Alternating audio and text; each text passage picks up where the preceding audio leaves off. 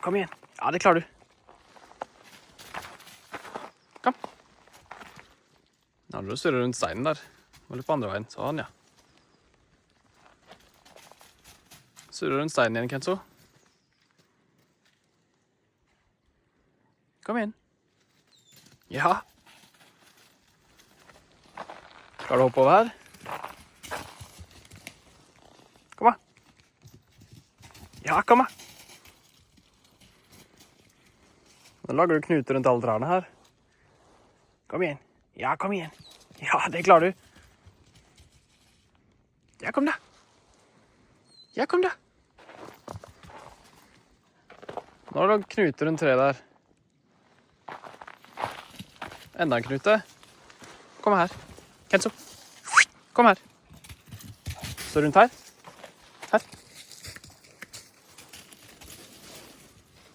Sånn, ja. Rundt steinen, ja. Lager enda en knute. Kom her. Her. Sånn. Bra. Det var den grei. Og så her. Sånn, ja. Kom igjen. Kom.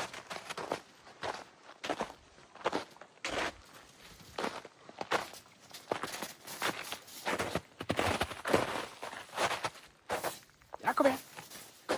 Ja, kom igjen. Det klarer du. Ja, bra. Bra.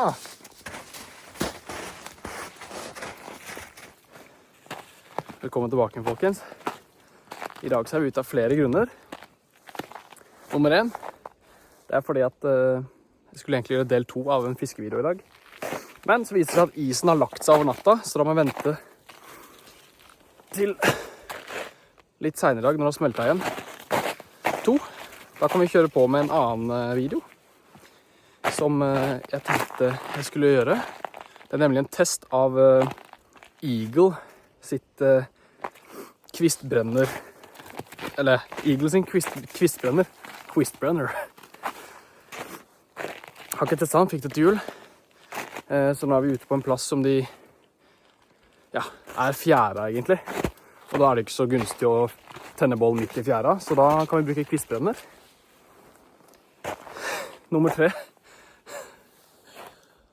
Det har han der gærningen der til å få gå, øve han til å få gå fritt, og til å klare seg litt mer teknisk underlag. Han er ikke så gammel ennå, han er litt over 4 måneder, snart 5. Så det er en helt ok tur for han. Det trenger ikke være noe særlig lenger. Turen bort til det er ikke så lang. Nå kan han drive og surre rundt der mens jeg tester den kvistbrenneren. Da er planen å få tak i en kvist, fyre opp kvistbrenneren, og da klare å koke i hvert fall en kjele med vann, sånn at vi kan spise mat. Og siste punktet, hvis dere legger merke til det, så filmes alt fra mobil i dag. Som regel filmer jeg med GoPro, men i dag så kjører vi på med kun mobil for å se hvor enkelt vi kan gjøre det. Så bli med. Tester vi en Eagle kvistbrenner. Kenzo får løpt litt rundt og vært gæren, og så koser vi oss i den deilige sola.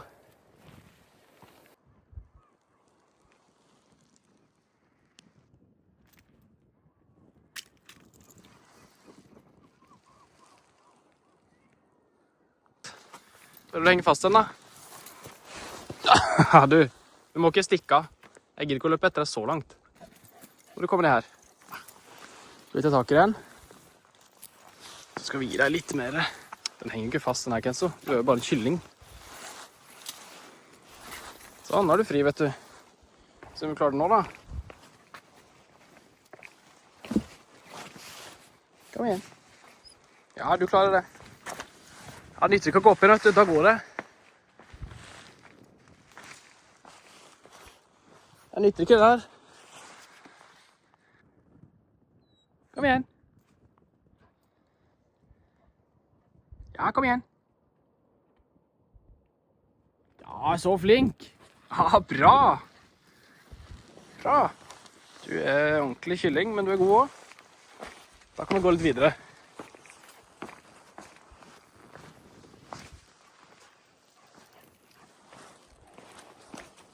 over broa.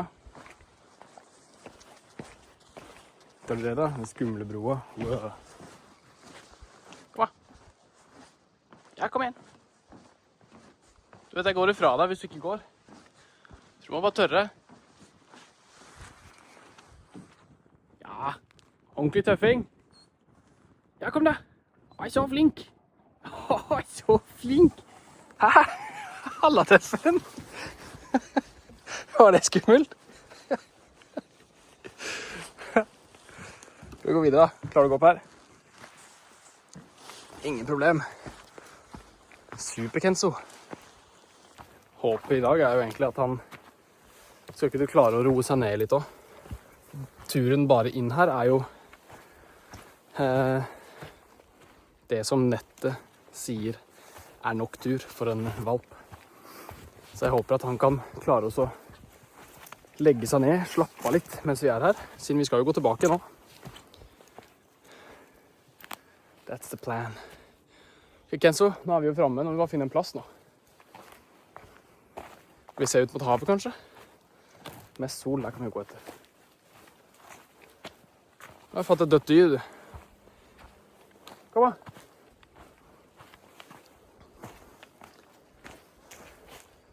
Kenzo, kom. Ja, kom igjen. Nei, så flink. Ja, du er flink. Så her vet du, Kenzo, her kan vi være. Ikke det fint her da? Her er perfekt. Her kan vi sitte.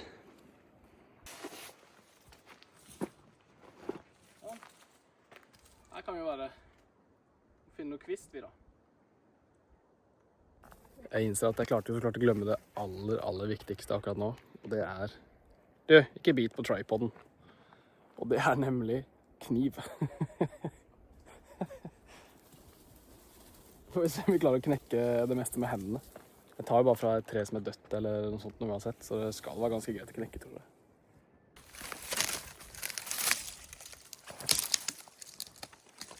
Det er jo en ganske fin start, vil jeg tro. Her ligger det også masse grått.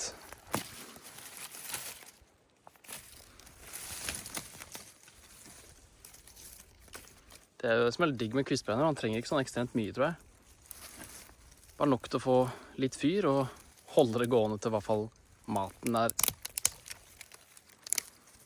varm, eller vannet er kokt. Kenzo, han bare surrer rundt her, han. Binder seg fast i trær. Det er du god på, Kenzo. Ja, nå bandt jeg faktisk opp igjen. Han blir jo spinnvill i trusa. Lille valpen med alt for mye energi. Oi, der, Kenzo. Ligger til med en dinosaur. Se på den. Se her.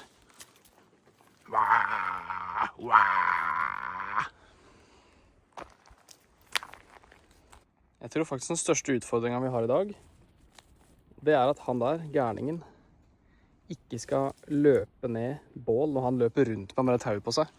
Drar han med seg pinner og kommer sikkert til å dra med seg hele bålet også. Så jeg tror vi skal binde han fast, så må han øve seg på å chille. For han løper rundt med sånn der, så drar han med seg det båndet der. Da kommer han til å velte den der kvistbrenneren i hvert fall.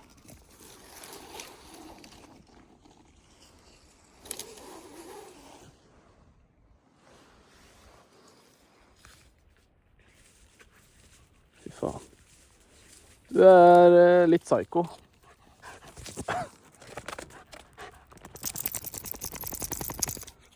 Du er psyko. Living his best life. Det skal du ha. Kose i hvert fall.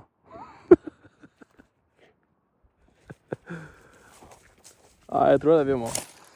Vi må binde han. Vi må binde han fast. Han er nødt til å lære seg å kjede seg litt, rett og slett.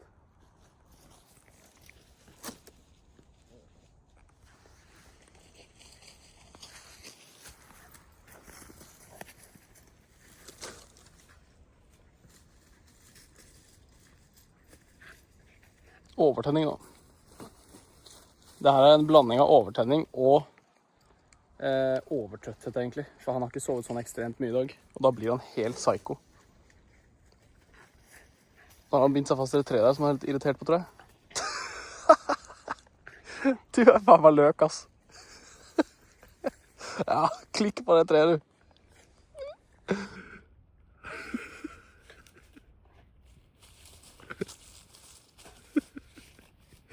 Ja, du er faen meg idiot.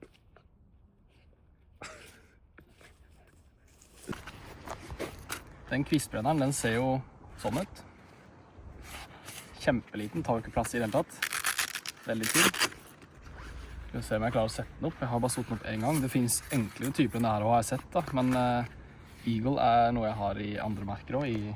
Jeg liker andre merker, men i andre ting. Jeg har det i kjeler og sånt nå, så det har jeg vært fornøyd med. Skal vi se om jeg klarer å sette opp den her da. Det er jo litt av hvert greier her. Det er jo 3 av de veggene her som har et hold i midten. Så er det jo 3 sånne hakk på den her. Så jeg tror vi bare kjører på med... Det her er i hvert fall en vegg. Og det er en vegg. Den skal være oppi sånn. Tipper jeg. Og så er det siste vegg her med hold i. Den skal oppi sånn. Så jeg klarer det uten at den faller fra. Sånn, ja. Og så er det fronten der man skal putte kvist inn. Ja, vi er inne på noe. Kenzo står rundt i bakgrunnen, det er bra. Og så er det 2 stykker av de her. Så jeg regner med at de skal ned i hjørnet sånn. Håper jeg. Kanskje. Noe sånt noe. Så en motsatt vei. Der. Der har vi kvistbrenneren. Det var ikke så vanskelig. Og du da? Må du lære deg å kjede deg litt? Ja. Da tror jeg vi skal prøve å knekke opp litt pinner. Se om vi klarer å få noen fyr på det greiene her. Vi starter bare med veldig, veldig små tynnepinner. I dag så har jeg for det første glemt kniven, så jeg kan ikke spikke noe. Og så lå det allerede. Det er jo ikke... Planen min i dag er ikke å være kul og klare alt med en fyrstikk og sånt. Det er kun egentlig planen i dag var å teste den her, og at han skulle få øvd seg litt på å gå litt lengre turer i litt annet forhold, og det at han kan legge seg ned og chille litt. Så jeg så at jeg hadde faktisk en sånn hva heter det? Stormbrenner. Stormlighter heter det. Det er det vi bruker i dag. Enkelt og greit. Ok, som dere ser nå så har jeg lagd 2 små hauger. En med veldig tynn kvist og en med litt tjukkere kvist. Jeg kan ikke si at det her funker, men jeg blir faktisk veldig imponert om det går, for at hvis jeg får fyr på det her nå og klarer å lage et måltid, så er det veldig kjapt gjort egentlig. Dere så jo selv hvor kort det tok meg å finne et par pinner. Vi får se nå da, om vi klarer å få fyr. Nå har jeg i hvert fall en stormlighter, altså flammer, eller vi har i hvert fall god mulighet til å få fyr. Så hvis det tar fyr, så er jeg bare spent på hvor lenge det kommer til å vare. Nå feeder jeg bare en god del inn her, så vet jeg ikke helt hva som er greiest å fyre oppi her egentlig. Det er jo hold gjennom hele dritten. Er det sånn at det er best å fyre bare nedenifra? For det er jo hold under. Er det det som er best? Og hvor mye skal jeg ta i på en gang? Det er jo greit med litt oksygen, men de her kvistene her er jo... Det blir jo akkurat stakka. Så det er mye luft her. Kenzo chiller i bakgrunnen, det er bra. Jeg tror jeg bare stapper den full. Så gønner jeg på med den stormlighteren. Så ikke som jeg finner noe never. Vi prøver først bare å fyre rett på.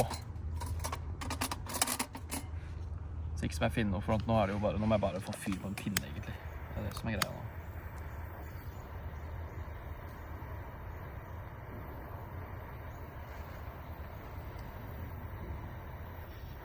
Ikke sikkert det er så lett. Jeg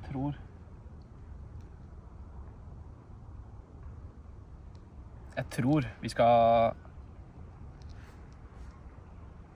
vi må finne noen never eller noe. Det var dumt at man ikke tenkte på det med en gang. Vi må jo ha noe som kan fyre i bånd. Alle kompis. Så du har trynet i hvert fall nede i noe jord eller noe. Du har jo klisseblaut i trynet. Her så jeg noe. Du kommer ikke lenger enn du må.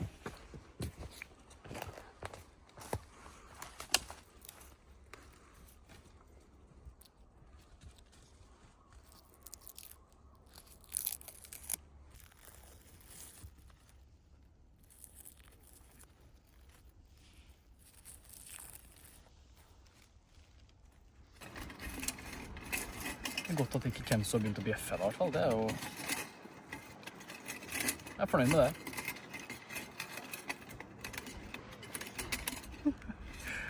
1 centimeter fra å rekke den mosebiten. Legger bare alt i bånd, jeg. Satser på at det tar grei fyr. Fyr nok til å få fyr på de pinnene her. Jeg har troa på det her, altså. Har dere testet kvistbrenner før? Skriv i kommentarfeltet hvis dere har testet kvistbrenner, og eventuelt hvilken det var, og om dere var fornøyde. Hvis det funker, så blir jeg ganske imponert, faktisk. Prøver vi å sette fyr. Få neveren i bånd. Se om du vil fyre.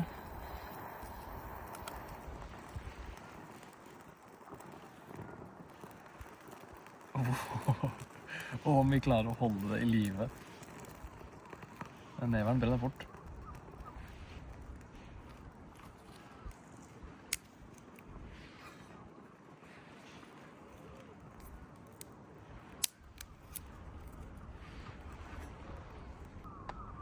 Er du ute på tur, du da? Hæ? Er du ute på tur, du da? Nå er det faktisk fyr. I noe. Nå må vi fide på her. Ja da, nå har vi fyr. Nå har vi fyr.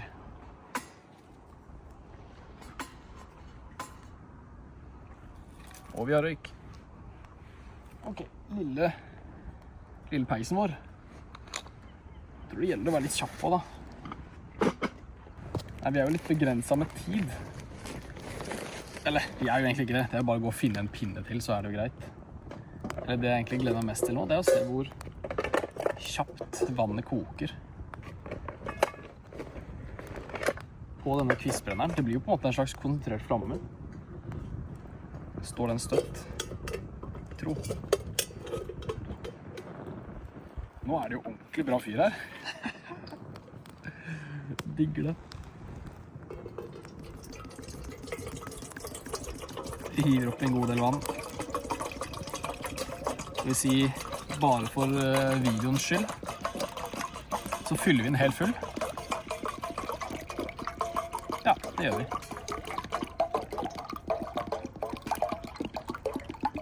Hva er den så full den kan få bli? Det er jo nesten 2 liter vann. Nå begynner det å daue ut, vet du. Den var kjappe. Nesten 2 liter vann, 1,8 liter vann. Rett på. Og så må vi mate på mer, så det ikke dør. Nå er klokka 4 minutter på 1.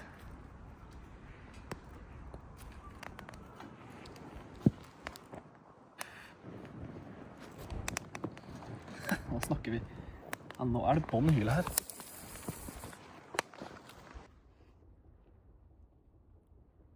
Du.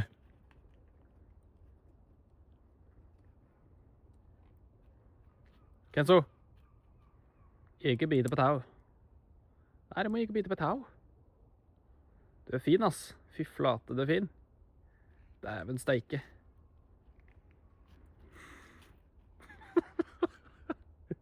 Du har ikke skjønt at når du har bindt deg fast og biter i tauet samtidig, så binder du bare mer fast.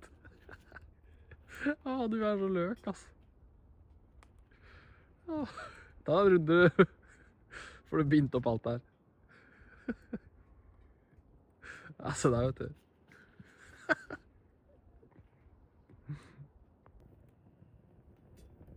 Ser ikke så halvgærent ut det der. Begynner faktisk å boble litt smått oppi der.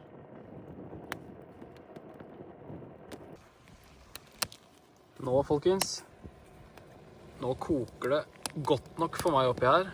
Det har egentlig vært kokende nok for en stund siden i mitt hode. Men nå ser dere. Nå koker det faktisk over her til og med. Nå var jo planen også i forhold til å fosskoke. Det hadde jo, i forhold til mat, så hadde det jo vært mer enn nok varme i det vannet her for lenge siden. Men det tok cirka nøyaktig 20 minutter til det fosskokte. Men vannet hadde vært varmt nok til mat for sikkert på 12 minutter. Så det tok da 12-13 minutter å få vannet varmt nok til å bruke til mat. 1 minutt på samlekvist, og la oss si 3 minutter da, på å få knekt opp kvistene. Sånn 20-25 minutter. 25 minutter sier vi. Så har du faktisk fra du begynner å finne kvist, så har du faktisk ferdig vann. Så det her er jeg superfornøyd med. Det gikk kjapt nok for meg. Og den kommer til å være med i sekken på hver tur, for at den tar jo ikke noe plass, og kvist det finner man som regel alltid. I tillegg så kan vi jo teste en ny type mat. Dette merket jeg ikke testet før. Finsk, made in Finland, pasta carbonara, outdoor.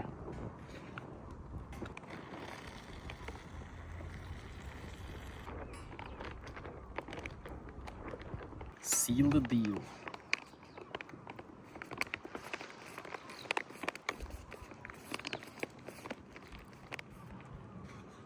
Dette er til meg. Du spiser pinner, du. Moment of truth, people. Finsk pasta carbonara. Outdoor. Jeg vet ikke hvor du kommer ifra, faktisk. Men du lukter jo så klart maten. Det lukter godt tydeligvis. Jeg vet ikke hvor lett det er for dere å se det her, men sånn ser det ut. Kenzo synes i hvert fall det lukter godt.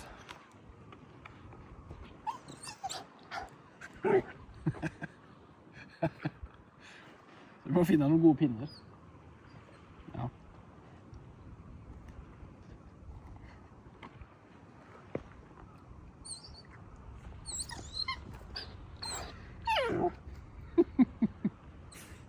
Lukter det godt?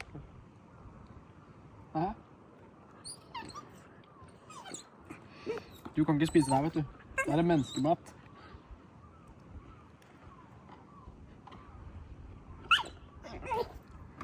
Det her var en god pasta carbonara. Det er jo på en måte real turmat. Og Gilde, som jeg synes regjerer i det her turmatgreiene. Monsen ligger ganske lavt nede. Det der. Og så er det første gang jeg smaker det her. Outdoor. Hadde fint kunne spist det her flere ganger.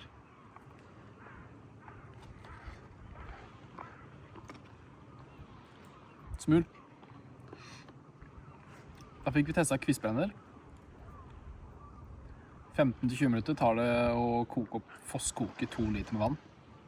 Det synes jeg er ganske bra. Den tar jo 0 plass.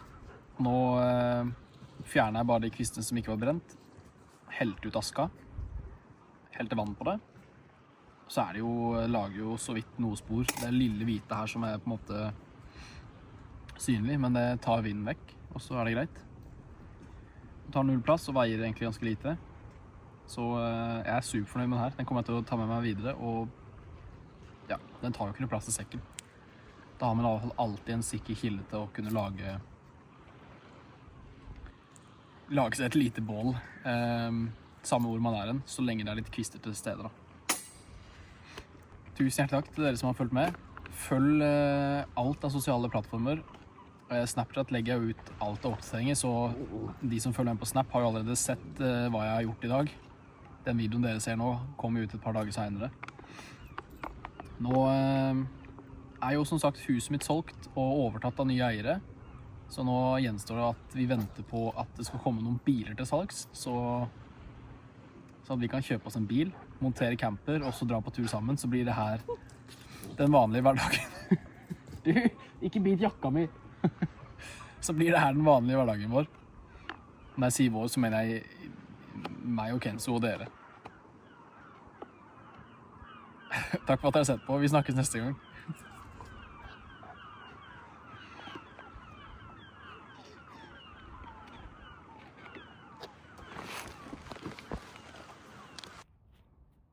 Ja, du er veldig fin. Men jeg tror ikke pasta carbonara er noe for deg, altså. Nei. Vi får heller dra hjem snart, så kan du spise litt mat når du kommer hjem og få sovet litt, tror jeg.